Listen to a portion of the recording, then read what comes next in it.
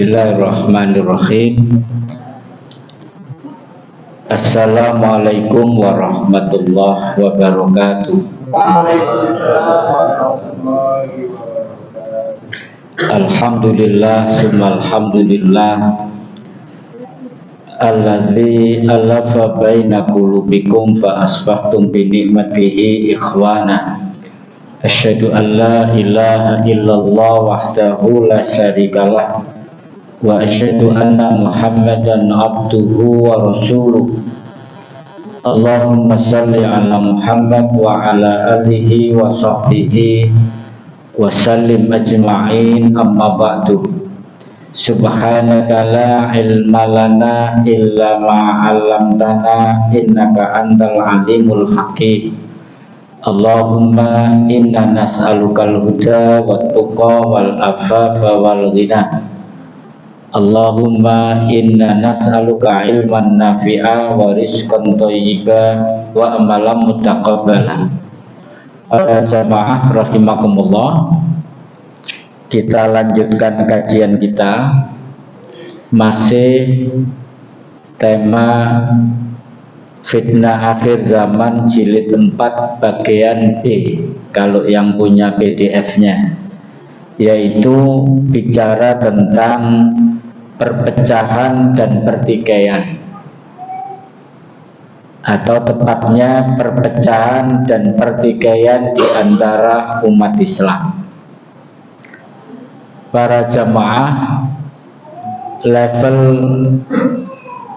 berilmu itu ada 4 kata Nabi. Nanti kita bisa evaluasi forum kita itu level berapa, perlu ditingkatkan atau cukup zona nyaman seperti sekarang ini.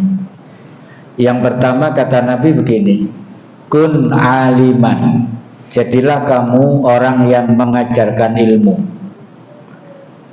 Nomor 2, au muta'alliman, atau orang yang mempelajari ilmu. Yang pertama mengajar, yang kedua belajar. Yang ketiga, au mustami'an, atau orang-orang yang mendengarkan ilmu. Yang keempat, kalau nggak bisa ngrungono tok gak kober, au muhibban, jadilah orang yang suka terhadap penyelenggaraan thalabul ilmi. Wala khomisan, jangan yang kelima, fatuhlikuhu, kamu akan celaka. Kira-kira ibu-ibu itu nomor berapa dari 4 tadi kira-kira? Nomor 1 enggak ya, karena sudah ada saya di sini ya. Nomor 2 itu muta'alliman, itu pembelajar, itu ada toolsnya. Jadi kalau pembelajar itu ada materi, mungkin ada silabusnya, ada targetnya, itu muta'alliman. Kalau mustami'ah, bondo kuping loro tok. Jadi sampean sing gak gawa apa-apa masuk level 3. Sing gawa catatan ngono iku, kadang moto, iku masuk level 2. Apen-apen nyatet nggo HP padahal buka TikTok wis jemaah. Nah itu kan itu ya. Sok tahu gitu ya. Baik, sambil jalan ya. Jadi kemudian yang keempat itu au muhibban. Jadi seneng gak melo ngaji, tapi nek ndelok wong ngaji seneng. Alhamdulillah Masjid Al-Ihsan ini semakin lama semakin banyak pengajiannya, walaupun tanpa konsumsi tidak masalah. Itu melo seneng gitu ya. Itu ya. Wadah ya. Kemudian ibu-ibu juga begitu. Jadi tetangga itu bertanya, badhe tindak pun ibu, badhe pengajian bu. Masya Allah, melo seneng bu kula, tapi kula dereng dapat hidayah. Ya budal aja oleh hidayah, sampean seret begitu ya. Jadi saya itu meyakinkan ibu-ibu yang ngaji itu kalau bisa bawa satu orang itu sudah lebih baik daripada bumi seisinya. Jadi harus ada target. Kapan teman saya bisa ikut, kapan tetangga saya bisa ikut, kapan kerabat saya bisa ikut. Nah ini ya. Baik, kembali ke sini sambil menunggu laptopnya disiapkan. Jadi kita bicara tentang perpecahan. Perpecahan di kalangan umat Islam. Di antara fitnah yang paling dahsyat, yang paling mengerikan adalah kemunculan berbagai firqah. Firqah itu apa? Iya. Jadi perpecahan, pertikaian serta kemunculan berbagai firqah atau sekte. Di kalangan umat Islam itu banyak sekali firqah. Jadi saya bulan depan akan bahas satu firqah yang firqah lama tapi ada new, ada pembaruan yang bergentayangan di sekitar kita, yang kita butuh mengkonfirmasi apakah firqah ini kategori Ahlussunnah wal Jamaah yang masih tidak sesat apa sesat. Misalnya kalau zaman dulu ada itu, kalau di IAIN dipelajari bahkan 2 semester. Jadi aliran-aliran dalam Islam. Ada Mu'tazilah, ada Jabariyah, ada Qadariyah, ada Syiah, ada Murji'ah, ada Khawarij. Khawarij itu zaman Nabi sudah ada muncul, kemudian zaman Utsman yang membunuh Utsman, zaman Ali juga muncul, dan abad 20 ini juga muncul. Orangnya tidak ngomong, tidak ngerti bahwa dia Khawarij, tapi sepak terjangnya Khawarij. Nah, itu bisa dilihat dari kacamata kita belajar tentang aliran-aliran dalam Islam. Itu butuhnya ilmu itu begitu. Jadi karena kita punya perangkatnya, kita bisa menebak, loh arek iki kok dadi ngene saiki, kok berubah, karena kita punya ilmunya. Dan itu penting, apalagi hari-hari ini Khawarij gaya baru itu bermunculan. Dan saya sudah mengkonfirmasi ke berbagai pakar bahwa memang ada aliran Khawarij gaya baru di abad ini, dan itu perkembangannya cukup luar biasa. Bahkan banyak orang Muhammadiyah juga katut, tapi orang NU nggak ada yang katut. Berarti lebih hebat apa mengkonsolidasinya, lebih hebat. Orang NU itu nggak ada yang katut Khawarij. Kalau orang Muhammadiyah banyak sekali yang katut Khawarij itu, karena mantap, cospleng, ibarat obat begitu, dosis 4 langsung waras. Jadi banyak yang katut. Jadi dorong mas. Baik, kalau pakai ini dulu, para jamaah sekalian, perpecahan di kalangan umat Islam itu bagian dari fitnah, bagian dari azab. Coba dilihat surat Al-An'am yang bawa Quran. Nah, ini sudah selesai.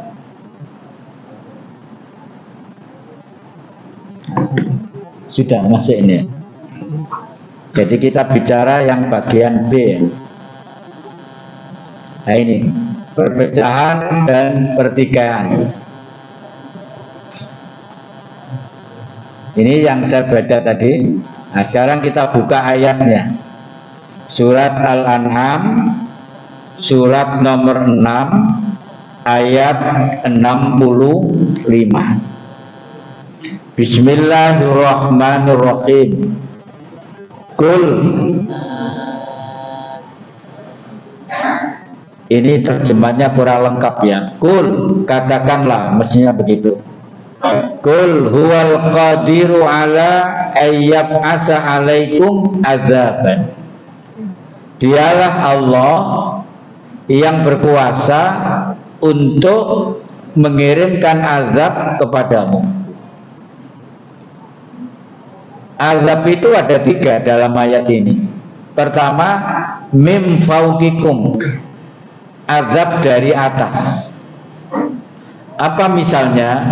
Azab dari atas itu misalnya hujan yang lebat kemudian menimbulkan banjir. Itu juga azab. Angin puting beliung, yang hari-hari ini banyak angin yang kuat, sampai kemarin di Sukodono merobohkan pohon yang cukup besar sehingga macet total. Itu angin itu azab dari atas. Apalagi azab dari atas, hujan es. Kemudian au min tahti arjulikum, atau dari bawah kakimu, tahti arjulikum, azab dari bawah. Ini banyak contohnya, misalnya tanah longsor, gunung meletus, misalnya gempa bumi, itu azab dari atas, dari bawah. Ini menunjukkan sampai cerdas, begitu salah langsung dikonfirmasi. Ini berarti tingkatannya sudah hampir kun aliman.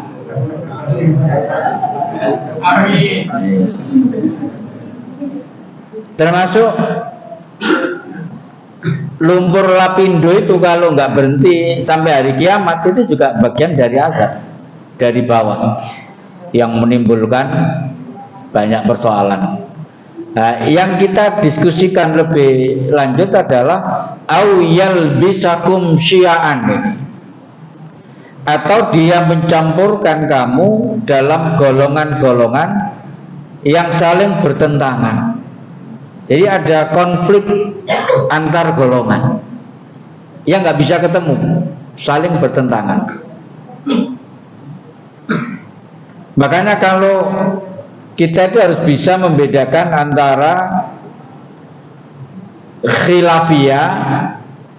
Kalau khilafiyah itu kategori bukan pertentangan yang dalam tanda petik menimbulkan persoalan yang sengit.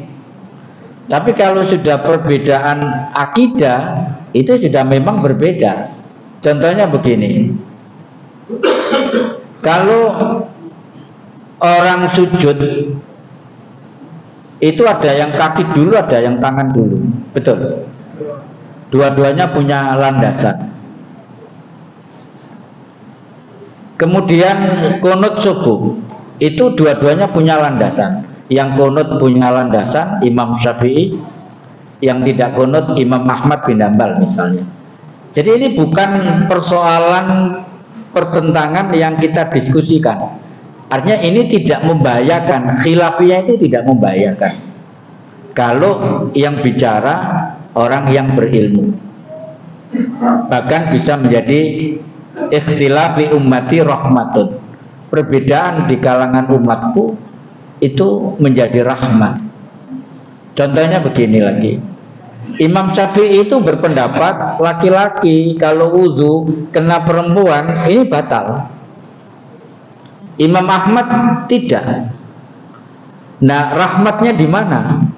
Ketika kita haji dan umroh, nggak mungkin Imam Syafi'i ini bisa membumi di tanah suci. Ketika tawaf itu, bayangkan kalau sampai masih berpedoman, maka ini harus pindah mazhab beberapa jam atau beberapa hari. Nanti kembali lagi tidak apa-apa. Gimana hukumnya itu kira-kira? Jadi yang saklek ya diverbalkan, hari ini saya pindah mazhab. Jadinya ya enggak. Artinya ketika kita di sana itu enggak apa-apa. Artinya enggak mungkin tidak bersentuhan. Yang punya pengalaman haji dan umrah kan begitu. Bisa enggak bersentuhan dengan orang? Enggak mungkin. Maka ketika kita punya pandangan lain atau imam lain berpendapat, lah ini rahmatnya di situ, perbedaan itu. Nah, itu ya. Termasuk ini tadi ada yang mengatakan bahwa ketika Nabi masih muda, masih kuat itu lutut dulu. Tapi begitu usianya sudah senja, tangan dulu. Dan itu bisa dikonfirmasi bahwa kita yang punya keluhan lutut dulu ke jungkel ya jangan. Karena ada orang itu yang kalau lutut dulu malah nggak kuat, maka tangan dulu. Artinya perbedaan pendapat ini bisa menimbulkan rahmat bagi orang-orang yang melakukan ibadah. Oh nek iki ono alasane, nek iki ono alasane, begitu ya. Kemudian wa yudhiqa ba'dakum ba'sa ba'din, dan merasakan kepada sebagian kamu keganasan atas sebagian yang lain.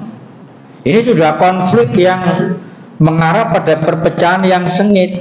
Jadi misalnya kalau sunnah Syiah itu sudah bukan khilafiyah, Pak.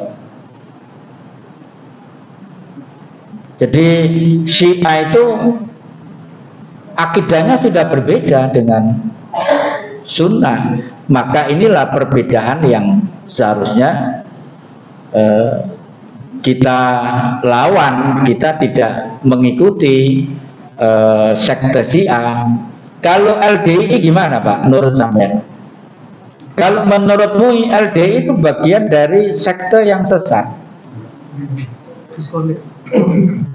Waduh, wakai gangguan pengajian ini. Soalnya yang dibahas ini sekte, jadi banyak yang baik. Jadi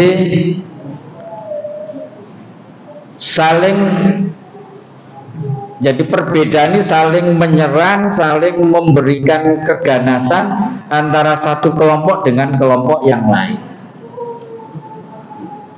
Nah ini yang bagian dari fitnah yang luar biasa.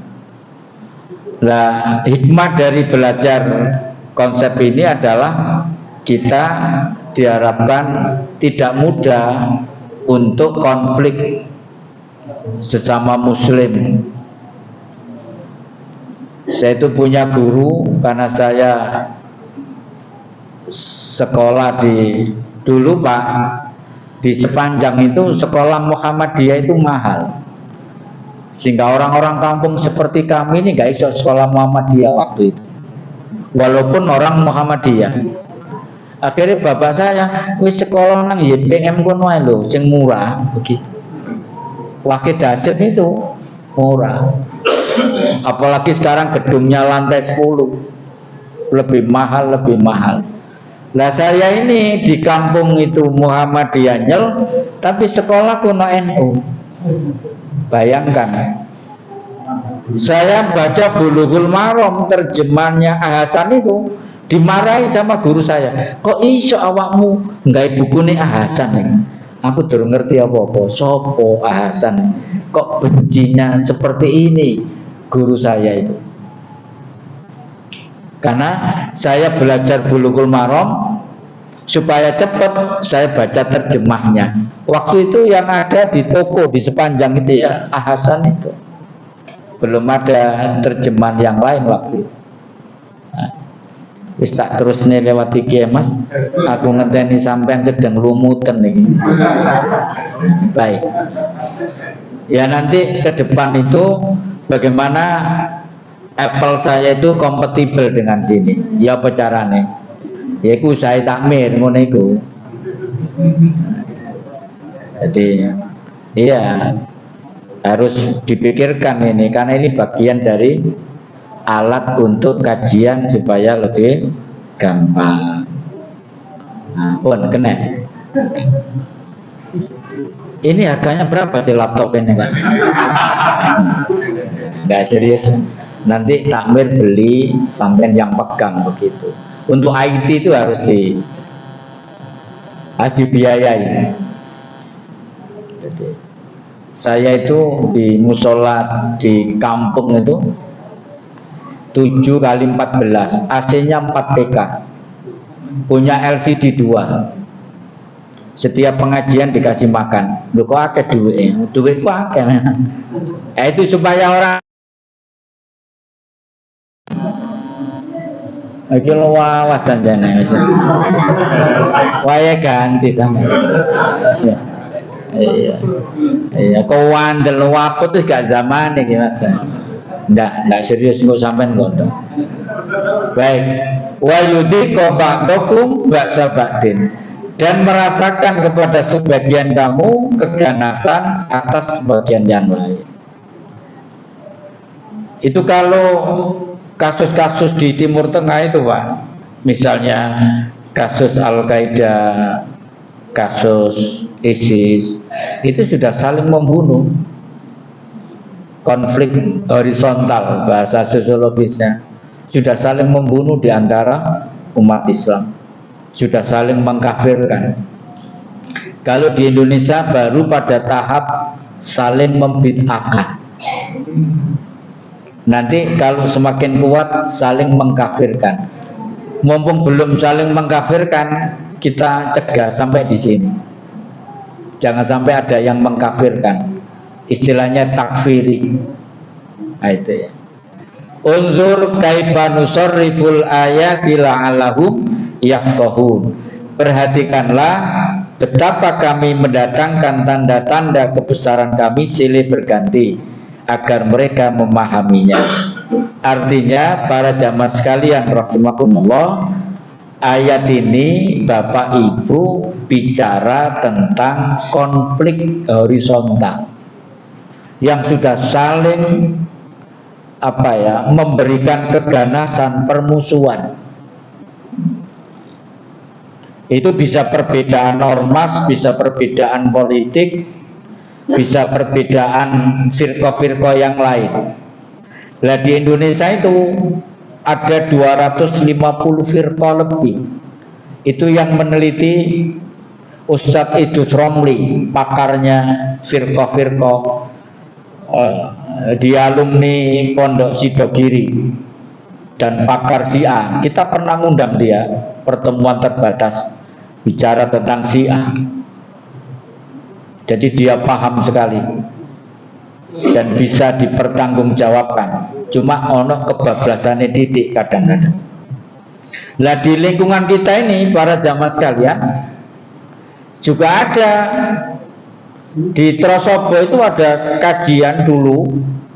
Jadi teman-teman kita itu sampai sekarang ya ikut Syiah itu. Ada tokoh ustadz 2 orang angkatan laut. Yang satu Kiai Haji Imam Hambali almarhum, angkatan laut terkenal. Saya belajar pidato itu dia yang ngajar. Yang kedua Letnan Khairon Yusuf, rumahnya di Kebraun. Saya masih muda sudah ditunjukkan, tak tunjukkan kamu mana riwayat Bukhari yang dhaif semua ini. Dia sudah mengkritik Bukhari. Kemudian aktif di Yapi Bangil. Kemudian pergi ke Malang, jadilah Kiai Syiah. Tapi sekarang sudah almarhum. Tapi pengikutnya sudah ada di kawasan Trosobo sana itu. Anak-anak pinter, anak ITS, para mahasiswa. Nah, itu. Di IAIN biasa kita ketemu orang Syiah. Nah itu kalau kita tidak bicara tentang firqah-firqah, kita nggak bisa membedakan. Mungkin rasional itu anak-anak muda. Ketika membaca Aliyah Syariati, Toba-Tobai, tokoh-tokoh Syiah, pasti tertarik. Seperti DN Aidit tertarik kepada buku-buku Marxisme. Pada anaknya kiai, anaknya tokoh, pinter Quran, akhirnya jadi tokoh PKI karena mereka membaca literatur yang salah. Nah, baik, kemudian yang berikutnya ada hadis namanya riwayat Irbad bin Sariyah. Bisa dilihat ya. Rasulullah bersabda, wa'adhana Rasulullah sallallahu alaihi wasallam mau'izatan balighatan. Rasulullah Shallallahu Alaihi Wasallam memberi wejangan kepada kami, kata Irbad bin Sariyah. Rasulullah memberikan wejangan kepada kami dengan wejangan yang sangat mengesankan, mau'izatan balighatan. Jadi mengesankan pesan Nabi ini. Wajilat minhal qulubu, hati menjadi takut karenanya, sampai bergetar. Karena ada istilah wajilat qulubuhum. Jadi karena pesan Nabi ini sampai para sahabat hatinya bergetar. Wajilat minhal qulub, di sini diterjemahkan hati menjadi takut karenanya. Wadarafat minhal uyun, air mata menetes disebabkannya, nangis para sahabat. Fakulna, maka kami berkata, ya Rasulullah, wahai Rasulullah, ka'annaha mau'izatu muwaddi'in fa'u sina. Wahai Rasulullah, seakan-akan ini wejangan orang yang hendak berpisah. Jadi seakan-akan ini wejangan yang terakhir, nasihat yang terakhir. Maka berilah wasiat kepada kami. Jadi para sahabat minta wasiat dari Rasulullah. Kala kemudian Nabi memberikan wasiat, usikum bitaqwallah, aku wasiatkan kepada kalian agar bertakwa kepada Allah.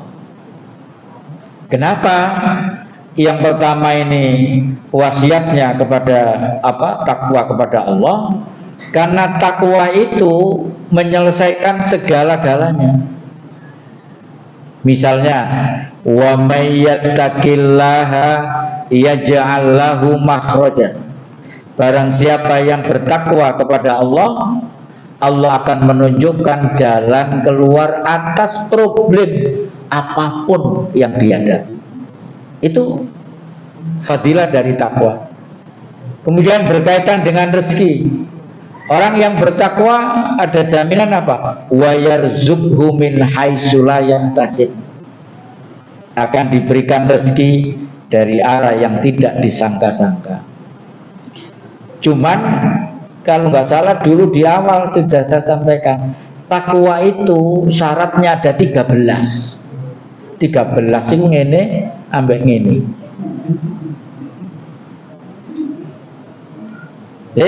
Orang yang wa may yattaqillaha yaj'al lahu makhraja wa yarzuqhu min haitsu la yahtasib itu kalau memenuhi 13 item karakteristik orang bertakwa.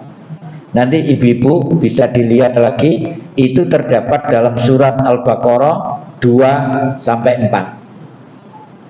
2 terdapat dalam surat Al-Baqarah ayat 177.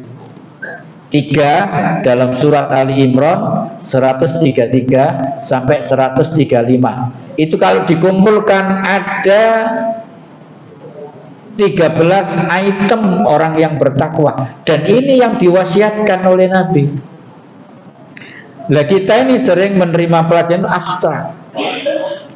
Takwa adalah orang yang menjalankan perintah dan meninggalkan larangannya. Ini sih abstrak, belum konkret operasional.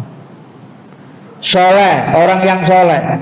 Jadi kalau soleh ini meningkat menjadi takwa, kalau orang soleh karakternya ada 6. Itu dalam surat Ali Imran ayat 113 sampai 114. Nek syaratnya soleh 6, syaratnya bertakwa 13. Berarti meningkat dari soleh ke takwa itu butuh 13 item lagi. Dan orang yang bertakwa itu sudah puncaknya gitu ya. Usikum bitaqwallah wassamai wat ta'ah, dan mendengar serta taat. Jadi mendengar serta taat. Mendengar siapa? Ini ada tafsirnya yang ditafsirkan oleh hadis juga. Nah ini wassam'i wat ta'ah itu maksudnya apa? Mendengar dan taat.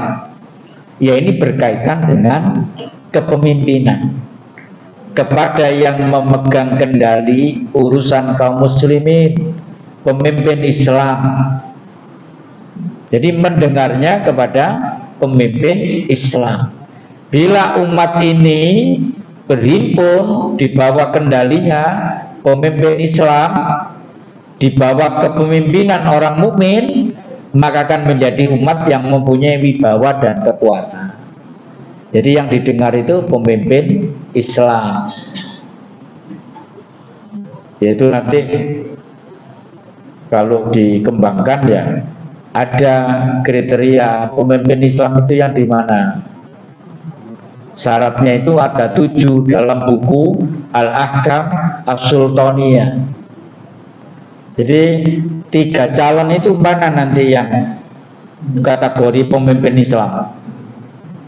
Ya harus memenuhi 7 item itu. Sampai sudah cukup cerdas karena sampai sudah kategori al-muta'alliman. Jadi orang yang al-muta'alliman itu sudah tidak taklid. Dia sudah bisa menentukan pilihannya secara merdeka. Tapi kalau mustami'an si takon, Pak Qadiron benjing nyoblos sinten. Dia baru niru saya. Itu taklid namanya. Tapi kalau dia sudah punya kemerdekaan, basis ilmu yang cukup untuk menentukan pilihan pemimpinnya, itu namanya ittiba. Jadi 1 digit di atas taklid. Tapi kenapa kok mayoritas banyak orang yang taklid? Itu secara sosiologis, kalau bicara politik, memang untuk kepentingan politik. Orang yang taklid itu diperbanyak supaya gampang untuk misalnya kiai ngomong misalnya semua secara sosiologis menguntungkan kalau dipolitisasi umat itu. Lah sampean aja gelem level ngene. Pak Qadiron nyoblos napa? PDI Pak kula nggih pun tumut PDI mawon. Akan begitu. Tapi kalau sudah mustami'an salah iki Pak Qadiron. Ya besok nyoblos PDI ku ndi. Nah, apalagi milih Ganjar. Nek wudu gak diceng-cengi. Misalnya itu. Ada pendukungnya Ganjar ini. Mohon maaf ya. Baik, saya lanjutkan sedikit Bu. Pak Ded, ngaji habis maghrib itu terlalu pendek menurut saya. Iya. Seluruh materi saya dalam satu tema itu 1 jam sebetulnya. Kalau kurang 1 jam mesti gak nutup. Karena ngaji kurang 1 jam itu nggak dapat menurut saya. Kurang. Apa azan dulu? Nah, karena di tempat lain begitu, azan dulu baru saya lanjut. Oke. Sam'i wa ta'ah wa in ta'amaru alaikum abdi. Dan kalian harus mendengar dan taat meskipun yang menjadi pemimpin kalian adalah seorang budak. Ini juga menjadi tafsir atiullah wa atiur rasul wa ulil amri minkum itu.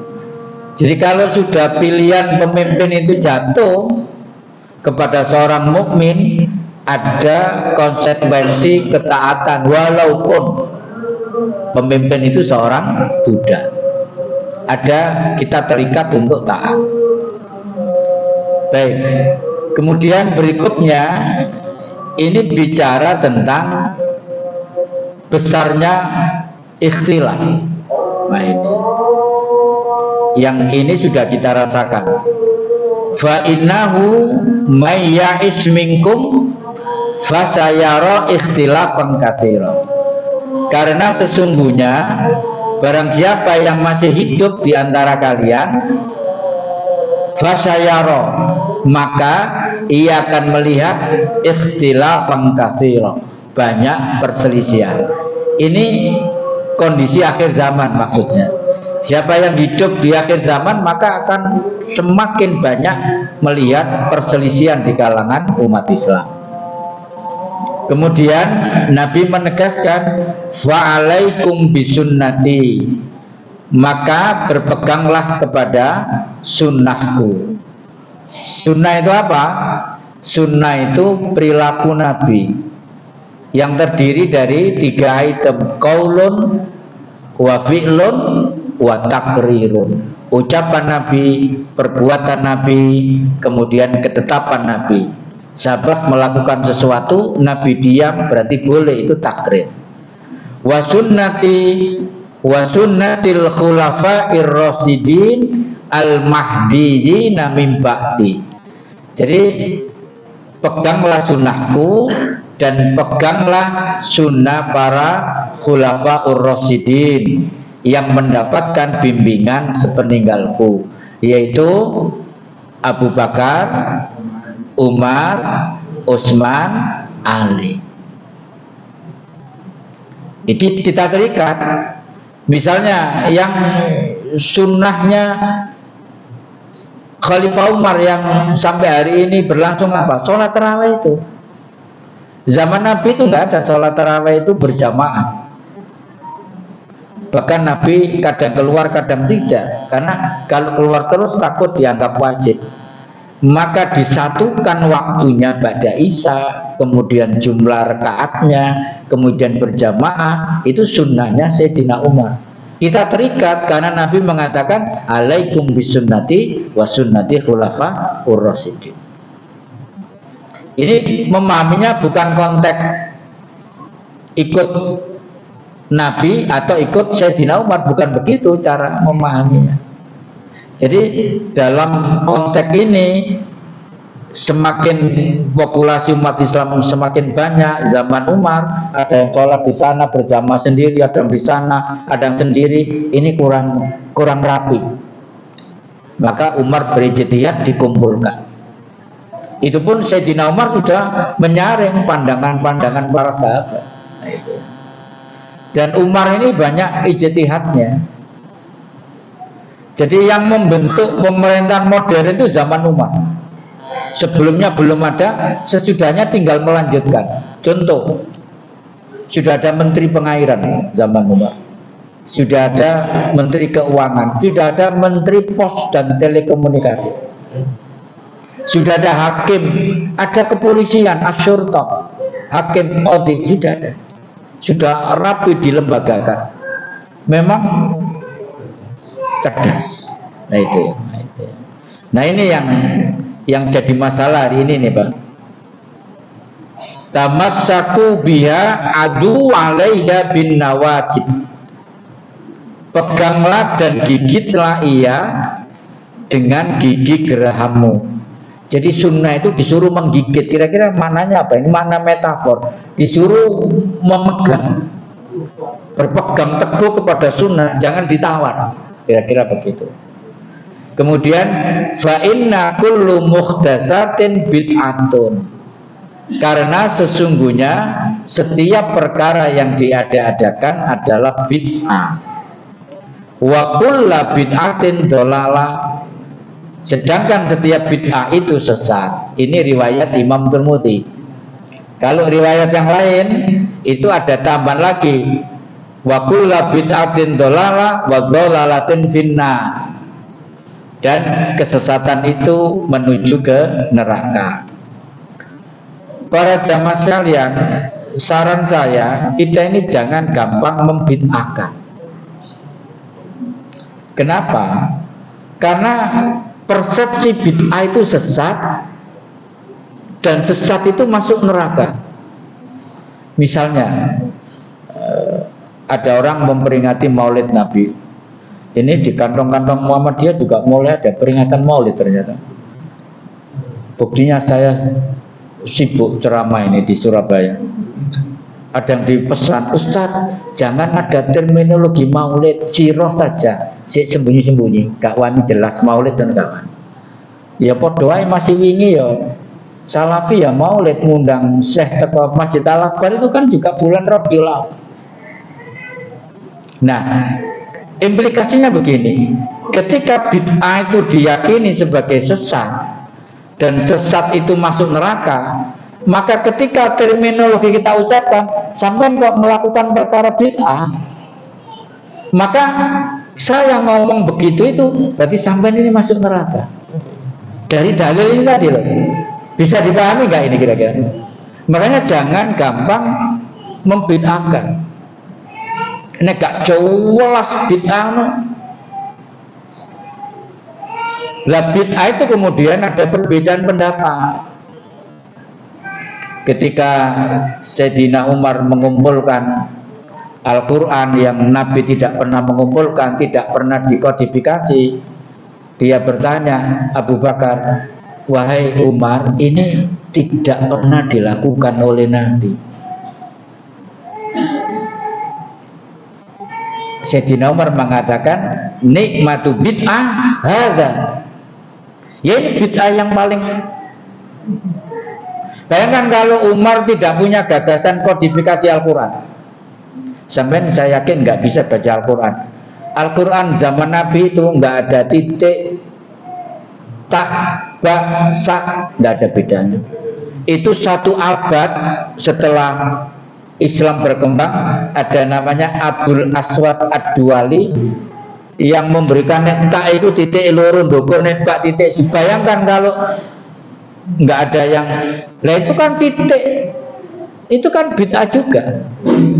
Tapi kenapa kalau Quran nggak ada yang berani membid'ahkan? Coba bid'ahkan Quran itu yang dikodifikasi. Nabi nggak pernah merintah mengumpulkan, juga nggak pernah menyuruh untuk dijadikan satu kitab. Itu inisiatornya Sayyidina Umar, dan ini menjadi proyek prestisius mulai zaman Abu Bakar, Umar, selesai zaman Utsman. Makanya kemudian disebut Mushaf Utsman. Ya ini, sehingga Imam Syafi'i berpendapat bid'ah itu ada dua. Yang satu namanya bid'ah mahmudah, yang satu bid'ah mazmumah. Kemudian diterjemahkan oleh ulama berikutnya bid'ah hasanah dan bid'ah dhalalah. Lah Imam Syafi'i memberikan peluang, ojo semua ngomong bid'ah dhalalah, ada yang hasanah gitu. Lah ini wacana pemikiran fikih Islam itu harus kita hargai. Ketika kita bicara Quran kan buntu kalau lagi kodifikasi Quran ini bid'ah, tapi kok apik, jadi ini menguntungkan. Kita bisa panjang pendek. Siapa yang ngasih mat wajib muttasil panjangnya 3 ketukan? Ulaika. Siapa yang menentukan itu? Mana riwayatnya kalau Nabi? Nanti kalau dikejar repot dewe sing kaken bid'ah itu akan repot sendiri jawabnya gitu ya. Apalagi sekarang Quran ada tafsir maudhu'i, ada tafsir falsafi, ada tafsir isyari, ada tafsir pendekatannya politik, ada tafsir bil maksur itu Ibnu Katsir atau Bari itu tafsir bil maksur namanya. Dia tidak berpendapat, tapi dari riwayat-riwayat dia tidak berpendapat, tidak beropini dalam tafsirnya. Tapi ketika Al-Kasyaf, orang Mu'tazilah yang disesatkan oleh Ahlussunnah itu membuat tafsir Al-Kasyaf namanya, tafsir falsafi. Mungkin tambah bid'ah mana ya. Kemudian muncul abad 20 seorang tokoh kemudian menulis tafsir namanya Fi Dhilalil Quran, tafsir di bawah naungan Al-Quran. Sayyid Qutb, tokoh Ikhwanul Muslimin, hidup di Amerika, kemudian pulang ke Mesir, menulis tafsir pendekatannya politik. Sehingga kalau baca tafsir ini muncul ruhul jihadnya. Ada lagi tafsir itu hanya bahasa, namanya tafsir Jalalain, hanya 1 jilid. Tapi orang belajar tafsir nggak bisa meninggalkan ini, masuk lewat Jalalain sebelum tafsir yang lain. Lah iku sapa sing berictihat kaya ngono sampai jenengi iki, jenengi tafsir iki, mari ngono koma iki apa satu frase iki diwaca sakmene nek iki ngulangnya sampai ini kan begitu kok. Kalau kita belajar itu Nabi juga nggak ngajari begitu ternyata. Nah ini makanya butuh hati-hati untuk gampang membid'ahkan. Saya ini tadi pas khutbah ditanya kenapa kok dipotong Ustaz? Kan saya itu rambut saya putih itu gatel. Jadi orang rambutnya putih gatel Pak. Dan kalau jenggotnya putih juga gatel. Bendina aku pokur-pokur. Jadi bocok cukur naik mari cekat. Tapi kok sampean yang rugi kalau saya potong ini. Nah, ibu-ibu cerdas itu. Baik, saya lanjutkan. 5 menit lagi ya.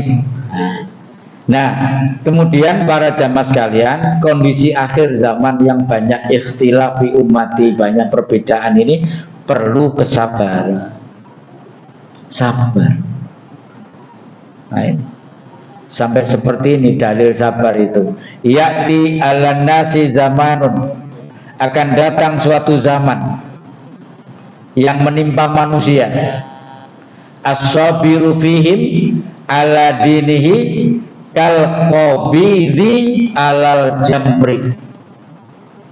Di mana orang yang bersabar, yaitu dari mereka akan datang suatu zaman di mana orang yang bersabar dari mereka di atas agamanya, sabar dalam memegang agamanya itu laksana orang yang memegang bara api. Makanya gambari mowoi bara api. Sabar. Wa fa inna min waraikum ayyaman as-sabru fihinna misul qabdil alal jamri. Sesungguhnya di belakang kalian nanti ada hari-hari di mana bersabar pada waktu tersebut seperti halnya memegang bara api. Jadi sabar memegang tauhid, sabar memegang syariat, sabar tidak konflik, itu seperti memegang bara api. Lil amili fihinna mislu ajri khamsina rajulan. Orang yang beramal di waktu itu mendapatkan pahala 50 orang. Ya'maluna misla amalikum. 50 orang itu siapa? Yang beramal seperti amal kalian. Ini Nabi menunjuk sahabat. Jadi ini bicara tentang kita, para jamaah sekalian. Kalau kita sabar di dalam memegang agama ini, maka pahalanya itu seperti pahalanya orang beribadah 50 orang. Dan itu kalian, kata Nabi, sahabat. Jadi orang yang beriman kepadaku dan tidak bertemu dengan aku, kata Nabi, pahala ibadahnya dikalikan 50 pahala kalian zaman sahabat waktu itu. Kan luar biasa Pak, nggak ketemu orangnya tapi beriman kepadanya. Itu kan luar biasa. Para sahabat beriman kepada Nabi karena menyaksikan mukjizat, menyaksikan Nabi meletakkan air jari. Sahabat menyaksikan air ini cukup untuk 1 peleton. Ya wajar dia beriman kan.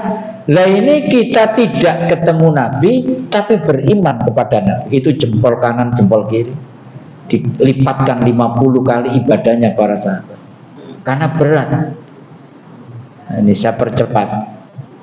Dari sinilah kita perlu ada konsistensi dalam iman dan perjuangan. Kira-kira begitu judulnya. Nah, ini Pak yang kita pegangi. La tazalu ta'ifatun min ummati. Ini memang ada beberapa redaksi. Yang saya hafal itu malah la tazalu ta'ifatun min ummati zahirina alal haq. Ini diwali alal haqqi zahirinya sama. La yadurruhum man khazalahum wala man khalafahum hatta ya'tiya amrullah tabaraka wa ta'ala. Hadis yang saya hafal, la tazalu ta'ifatun min ummati zahirina alal haq la yadurruhum man khazalahum hatta ya'tiya amrillah. Sampai di situ. Maknanya sama.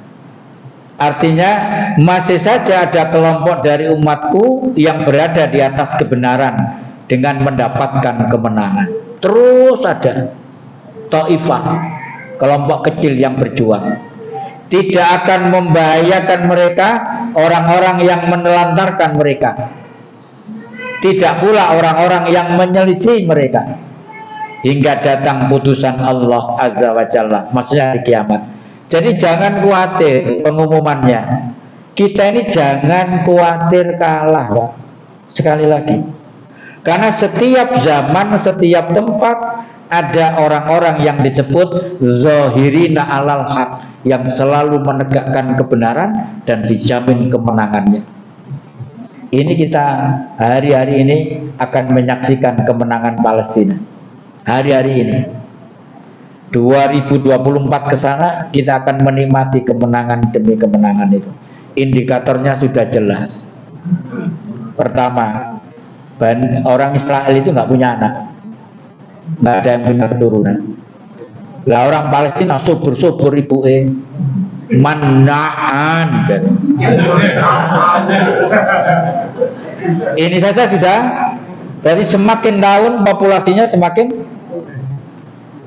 Saya dapat cerita langsung dari Ustadz Bakhtiar Nasir. Kebetulan saya ini istilah ada MIUMI. MIUMI itu Majelis Ulama Muda. Ya sekjennya itu beliau. Kami dilantik di situ itu. Dia ini diundang Pak ke Palestina. Ustadz Bakhtiar Nasir. Kemudian pertemuannya di reruntuhan Pak, di basement.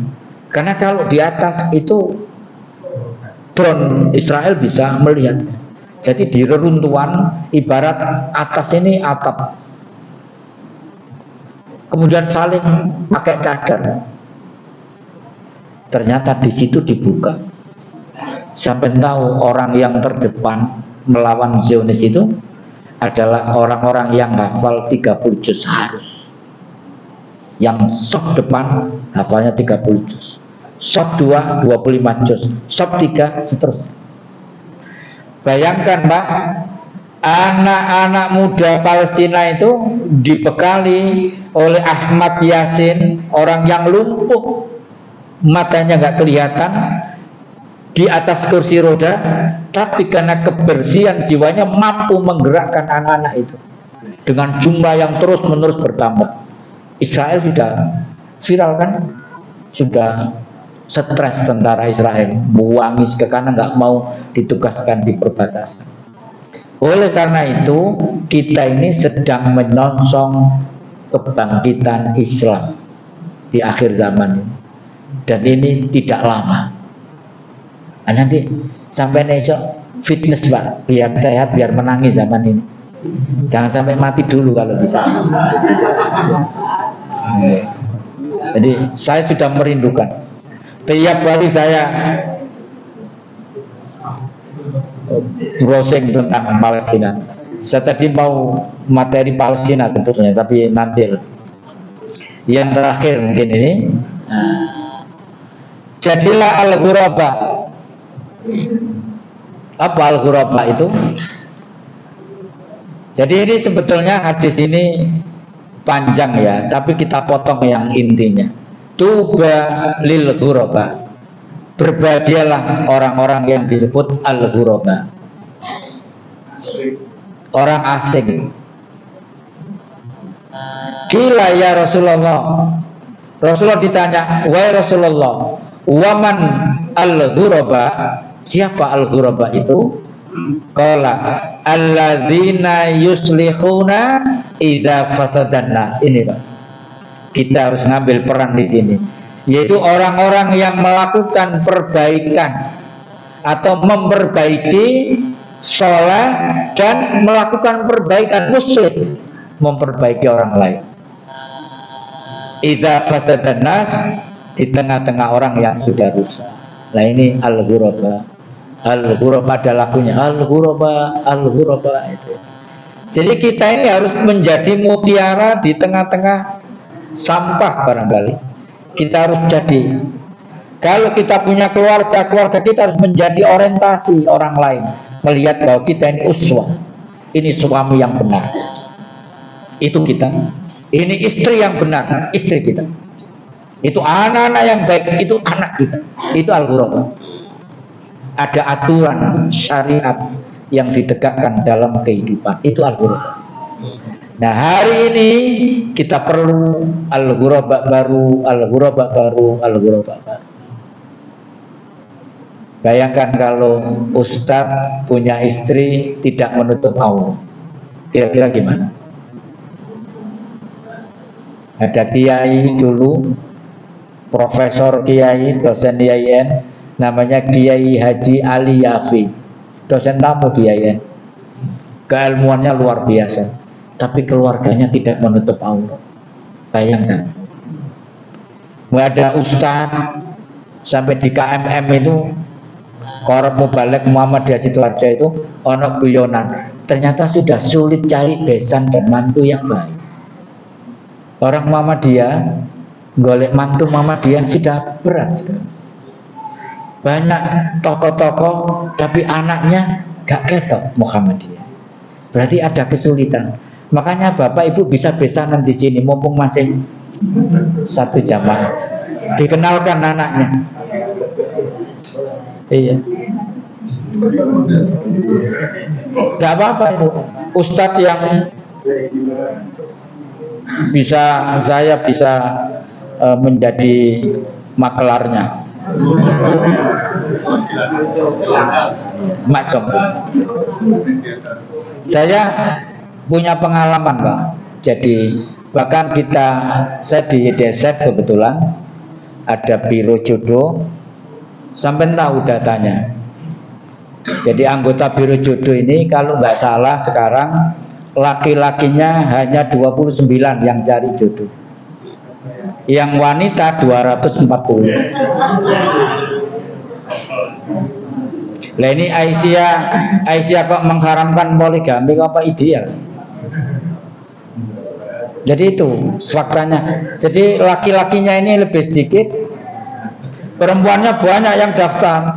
Jadi 240 lebih kalau nggak salah. Yaitu kita tugasnya ta'aruf. Kita ta'arufkan kalau cocok menikah, kita ta'arufkan kalau cocok menikah.